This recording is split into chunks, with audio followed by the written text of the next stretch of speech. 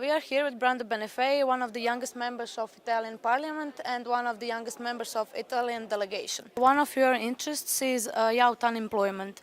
You said you are European federalist. Do you think that youth unemployment has to be worked on European level, not every country for its own? I think that if a person, either in the European Union or at least in the Eurozone, in the area with the same currency, with the euro, if they lose a job, they should have a similar, very similar support to their income if they lose a job, and so not like now where every country has a very different system of support for the income of the people that lose a job. I think we need a European safety net that integrates with new money the employment benefits, the unemployment benefits, of each country, so that every person who loses a job in Europe knows that has a minimum of defense of their purchasing power, of their revenue, so they don't become immediately poor people. Unfortunately, poverty is rising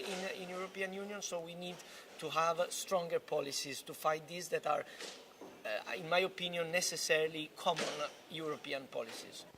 Do you think youth today is too passive? For example, your political activity started in high school. It's not very common that youth today is interested in politics. Yes, it's true. Young people got very tired of politics in all European countries. I think also because of errors of the politicians, of errors of politics, of the inability of the politics, of policymakers to really look like people that can solve people's problems. If we have these new politics, I think we will be able to regain the trust of the people, because politics will be again able, like it's not now, unfortunately, able enough to change their life for the better. I think I started doing politics with the idea of changing the world for the better. I still believe that. I still do that for that. So I want to be able to change the world, and first of all Europe, for the better. So my work will be for that. A few years ago, Italy had a similar situation to Croatia today. You had a technical government. Do you think that was the best option? No, not at all. I think, to be honest, that the best way for Italy would have been to go to elections. It's a different, probably, situation than Croatia, because we are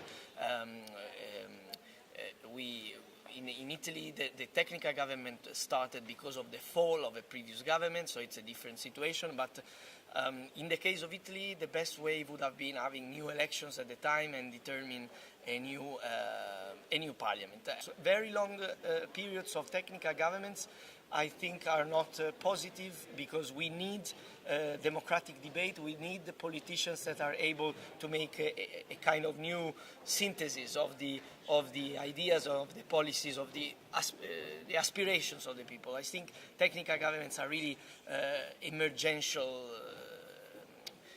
instruments, and so in Italy my opinion was that it should have been shorter at least.